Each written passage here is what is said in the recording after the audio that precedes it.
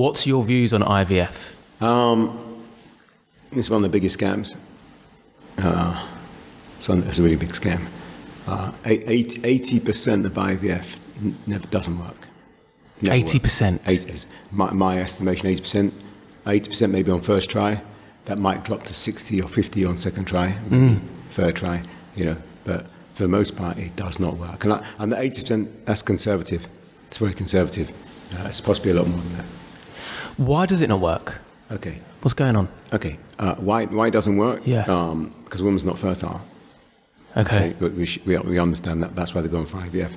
But the reason is, why is a woman not fertile? What are the factors that determine fertility? Okay, there are several factors. But a major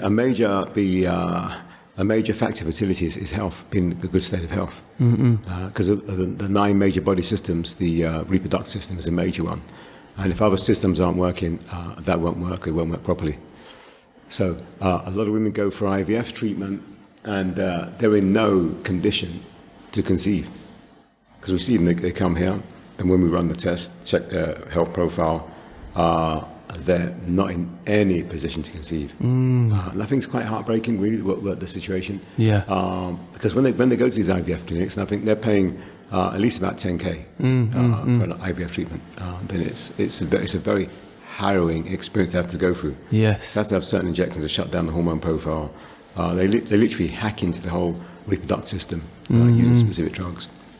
So why is it that some women can conceive easily and some women can't? Yeah, there are various factors affecting that. Okay. But let me finish this point. It's a very important point I'm going to make. That most women who go for IVF, they're in no condition to conceive. They cannot conceive. Okay. And when they go for IVF, the IVF companies, I'm sure they are doing the tests. I know they're doing tests. They're checking hormone profile. They're checking suitability for conception. And I wonder how many turn away and say, we can't actually help you. I wonder. Because the basic test is that do a female hormone assay panel, and that covers things like female hormone, estrogens, estradiol, progesterone, and gonadotropin. One of the most important hormones for conception, gonadotropin. Yeah. And they'll see straight they're lowering these hormones. You can't override that fact. And so they spend the money to go through this arduous process, only to be told months now, sorry, it's not going to work. So they set them up. They set them up for second round. Yes. It's like boxing. Yes. Okay. It's like the fixes in boxing. Yes. If it fails the first, then like in boxing when they have a thing as a draw. They fix the fight. Yeah. And round 2 makes more money. The fight 2 makes more money. Yeah. So this kind of game that's played on women, and it's a really it can be quite traumatizing. When we see women, I've seen women, it's a deep inherent and biological drive for women to conceive, to bring forth, to have issue, and to please a husband and family, and when they can't do that, is very, very, very troubling. Yeah, I can imagine. In a way that no man can ever understand. In a way that no woman who's got children can understand. And it literally blights the lives of increasing numbers of women. Now, here's the deal. So they go for these IVF treatments, and there are different barriers to conception. Like I said, that the hormones are off. So number one barrier is there's insufficient female hormone. So female hormone, got 3 main female hormones: estradiol, estrogen, and estrogens. These are very, very complex chemicals, and they work in certain ratios. And there's a ratio between the female hormones and progesterone. That ratio has got to be in order. Okay, but what balances the menstrual cycle is a hormone called gonadotropin. So gonadotropin sends the instruction for the ovulation process to take place. So when you find women are low in some of those groups, or all of them, or low in estrogen, it's going to be very hard to conceive, which is a problem that's actually, we've got a generation that's becoming harder and harder to conceive, and I'll give you some reasons why. Another problem further upstream is problems in the pituitary gland. So the pituitary gland is a very, very important gland which regulates hormones. So the whole hormonal system is quite complex, really. It's a very complex system, and it runs through the thyroid gland, adrenals, ovaries. So if the best way to describe the pituitary gland, if the complex female hormone system is an orchestra. Imagine an orchestra. Yep. Everyone's got playing time, playing different instruments. Then we get the harmony, get the beautiful music from this orchestra. So if the female hormonal system is an orchestra, the conductor is the pituitary gland. So if people have pituitary problems, they cannot regulate their hormones. I see. So women who've been having hormones lasting several days, like 4 or 5 days, it's got hormone imbalance. Yes. A woman has heavy bleeding and endometriosis has got hormone imbalance. A woman who has problems with the menstrual regularity, 28-day cycle is not regular, or is irregular, has hormone imbalance. You see? So there are various types of problems. It's actually quite a complex system. Yes. The female reproductive is a very, very, very complex system. And one interesting thing to know about the female hormone system and conception is that it takes 24 hormones to line up before a woman can conceive. 24? 24 hormones. Okay. Yep. That's a lot. Okay, if you think that's really complex, they have to line up. It's a geosolar or geolunar, alignment. Okay, so a woman's female cycle on a monthly basis has to line up with the moon. Okay, each woman's got her own individual moon phase relationship, and for each woman's individual cycle, she has perhaps 4 days where she's fertile, 4 days, and 2 maximally, but on the outside 4. So once that window's gone, it's closed again till the following month. Yeah. A lot of people will be, saying, why is it a scam? Why are they scamming people? Why take someone's money like that? Yeah, follow the money. I mean, like I said, it's a profound inherently biological, strong drive to conceive. It's a very, very, very powerful drive, and women won't have children. So when they can't have children, a lot of money will change hands to try and realize that ambition. Yes. I've seen a lot of stuff. I've seen people travel to different parts of the world and go to these expensive clinics, and then they eventually come to me for consultation. When I've done even the most basic of tests, I found that there were no way even ready to conceive. It wasn't remotely possible for them to conceive. I've seen women fail IVF maybe 2 or 3 times before they think something's wrong. It's very, very, very heartbreaking. But yeah, we live in an age now where it's becoming increasingly harder to conceive, increasingly harder, because we've got. Sorry, excuse me. We have so many factors that are impacting normal human biochemistry. And as I mentioned earlier, the most complex part of human biochemistry is female reproductive biochemistry. It's an extremely complex process. So we look at things like pesticides. I think most pesticides are what we call xenoestrogens. So that's artificial estrogen. So just pesticides as a group alone, which are several thousand, are extremely disruptive to female hormone functionality.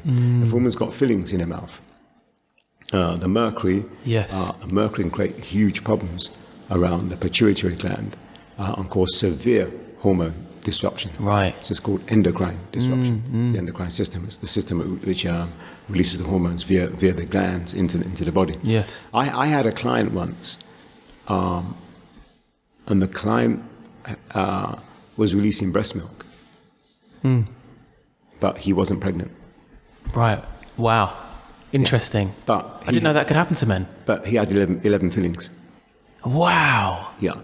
You see, so just mercury alone, mercury from the fillings, is a major endocrine disruptor of a high order, and it can particularly target pineal and pituitary gland, and that has implications for fertility, and that's just one group. So we're talking about the lead, cadmium, arsenic, aluminium, and other toxic metals which are in the environment, in water, in food, in the soil. You see? So these are some of the things affecting women. We also have things like plastics. Yes. Plasticizers like phthalates. So phthalates are notorious. They're used in most plastics have phthalates. So phthalates are a notorious endocrine disruptor. Okay, so we live in this increasingly toxic world. So Bob Marley said we live in Babylon. Yes. I say we live in toxic Babylon. You see? Yeah. So when the toxic world gets into a female, it can create huge amounts of disorder. So what you're saying also, when a female goes or starts an IVF program, the reproductive system is completely, it's unhealthy. And they know this? Do they know this? No. Yeah. It's completely out of balance. They must know. Yes, they must absolutely must know, because Okay. you can't run an IVF consultancy clinic without understanding at least the basics of female hormone. Whether they aren't genuinely believe they can override that and supplant it, I don't know, but I doubt it, because their results will tell them. So I don't know. It'd be interesting to do some research in terms of what is a disclaimer notice, what do they tell someone before they go for IVF? What do they tell them the success rates are? And do women actually ask these questions? Yes. So like I said, I've had clients who come to me, and their female hormone level primary is so low. Yes. Then they've had like 6 day periods, 7 day periods, very heavy bleeding. They're having acne. And they may even start to have male traits because of the hormone imbalance. Yeah. So there's no way going to conceive. You see. Now, so that's on the hormonal cycle. Now we go into the actual female reproductive tract. Okay, so people have problems within the uterine area and the cervix. So the cervix can be severely inflamed. Okay, the ovaries can be inflamed.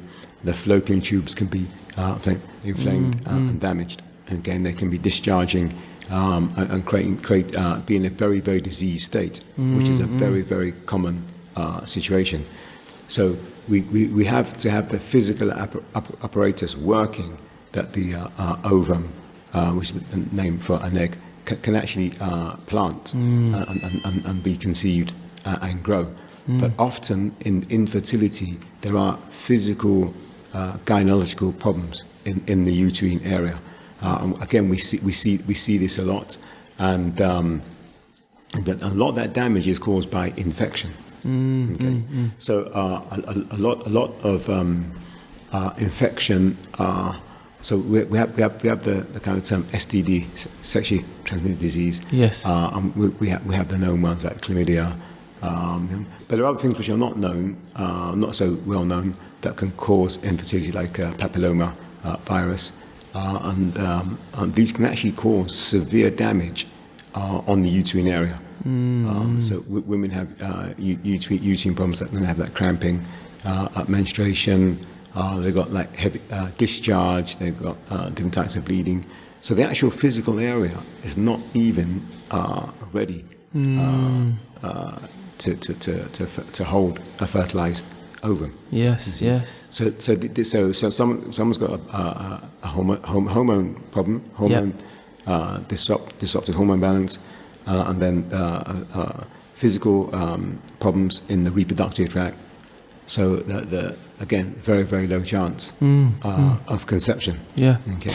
You've got some evidence behind you of some clients that you've dealt with.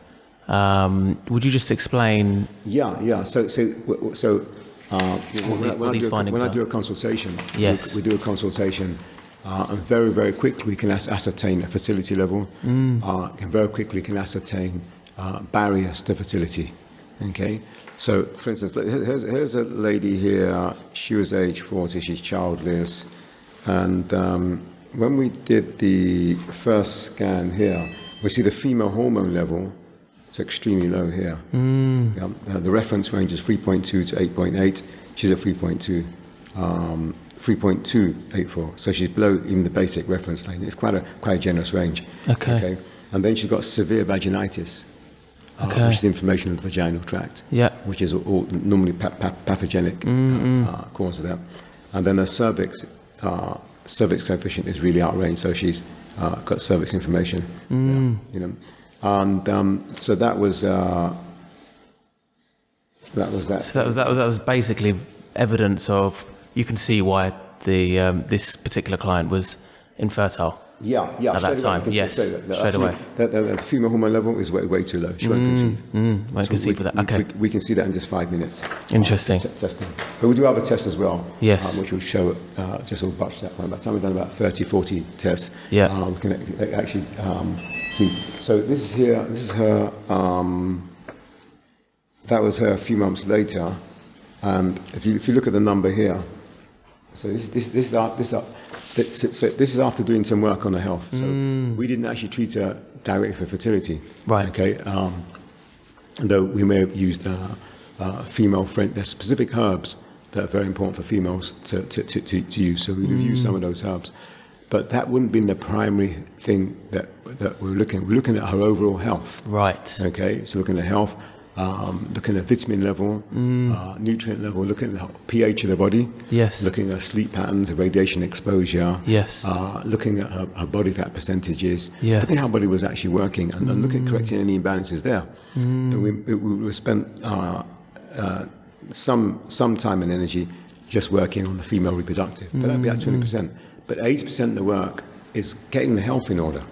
So what we found, I saw this years ago, you start to get health in order, and very, very, very quickly, the female aspects start to line up as well. So for instance, we found that if we got a woman on an ideal diet and with detoxing, we found that abnormal menstruation changes very quickly with 1 or 2 months. Yes. That fast. Wow. Okay, so abnormal menstruation is anything over 3 days. Any menstruation over 3 days is abnormal. Okay. Any heavy bleeding is abnormal. And pain, cramping, mood disorders is totally, absolutely abnormal. Okay, so when we get into the proper alignment with the health, get the body detox, get the nutrients in, Yes. become healthy basically, that very, very quickly. It seems that when we do the things the right way, one of the first things the body wants to bring into order is the female reproductive. Really? Yeah, it's one of the first things. Yeah. Second things is the bones. In fact, those are 2 things the body wants to very, very quickly bring into order. Okay. And then the results of this? Yeah. So this is her. What date is that one? That one is. This is 2nd of June, Yes. 19. And this is her in 2011.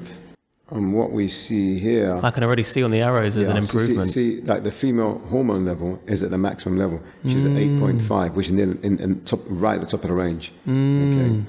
And she still got one or two imbalances, but the vaginitis level has gone right down.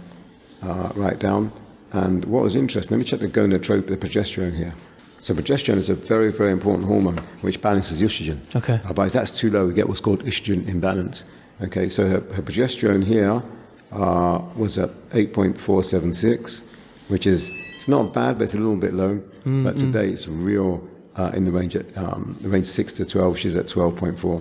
So this person would conceive. Her former self here couldn't conceive. Do we know if the client wanted to conceive? Yeah, I believe she does. Yes. And I believe the partner's on the case. Yeah. Oh, okay. Yeah, well, you don't know yet. Okay, cool. All right. Yeah. So we generally, so what we began to see, and this is kind of interesting. We began to see when we're doing a program from the early days, we'd find that a lot of women would conceive before they finish their program. Right. Yeah, they'd conceive before finishing program. I'm not talking about women who are trying to conceive. I'm talking about women who would start doing a program and say, what do I do now? Because I haven't finished a program and I'm pregnant. Okay, we find that it would really accelerate pregnancies. So we began to see many years ago that a state of health and fertility, they're the same thing. So big gaps in health, like low pH, low oxygen, low nutrient vitamin profile, it's one of the foundations. Have you had any clients that have gone through the IVF process and given up and come to you? Yeah. You have? We had a few like that. And then conceive? Yeah, absolutely. Really? Absolutely, yeah. Okay. Absolutely. Wow. Who's this one here? Got another one here. She's 39. This one here, I don't have a before and after for this one. Okay. I just have this one here. She came in for fertility issues, but again, the female hormone look is very, very low here. Very low here. Look at this here. These are all gynae. The vaginitis, the PID is called pelvic inflammatory disease. That means she's got huge amounts of infection in the uterine area. Okay, and then the ovaries are inflamed, and the cervix is inflamed. Okay, so so she's got two levels of problem in trying to conceive. The female hormone, literally. Yeah. Sometimes I crack a joke when I see she's 39. I crack a joke and say, look, so I've got grannies with more female hormone than that. You know? Yeah. You know, they laugh, but but they get the point. So when that's too low, for various reasons, forget about fertility. Menopause, we often will see it if where women are going to menopause. They do a program, detox cleanse, get the nutrients in, clean up, minimize their heavy metal load down, take nutrients, and they start menstruating again. I'm talking about 50 and over. We see this quite a lot. But we see that more often between the age of 45 to 50. So a lot, women are going into menopause now in their 40s. I've even seen late 30s. Okay. Women are going to early menopause. Is there a natural cycle when a female should go into menopause? If a body is healthy, or is it completely variable? In the Western world, in toxic Babylon, it's 40, 45 now, 45, 50. We find people outside Caribbean, Africa, South America, other non-Western worlds, people still ovulating past 50. And a lot of cultures don't have any so-called menopause. Menopause is a Western construct of Western toxicities. Oh, okay, right. Yeah, okay. They don't have the so-called menopause. You mentioned we've mentioned toxic Babylon twice. Could you just define the word Babylon for those who have never heard of that before? That concept. You can't. No, that's outside the concept. That's for another. That's another talk. That's outside the context of the discussion. Okay, cool. But let's say within the framework of highly commercialized, highly industrialized, highly monetized scenarios, there's human collateral. Okay, cool. We'll leave it at that. That would be for another podcast. Yeah. Okay, so menopause, it can be reversed. Yeah, it can be reversed in that many people are entering into menopause way too early. Yeah. Way too early. Yes. So we find that the hormonal aspect, reproductive aspect, start to shut down very early, and then people get this. See, menopause is synonymous with problems, but the actual problem name is menage. Menage, where we move from one stage of life, or the climatic, from one stage to another. So the woman goes through hormonal stages. Yeah. Okay, and they should be effortless. They're not traumatic. They shouldn't be traumatic. Okay, so all this HRT stuff and all this stuff that people are taking. So in a state of ill health, there's a problem. So we always see if a woman has health imbalances, it will start to show up at any major change, whether it's puberty, pregnancy, postpartum, menopause, any hormone imbalance, any hormones, any health problems, any toxicities, major deficiencies, they will show up at those critical points, points of change and shift. Okay.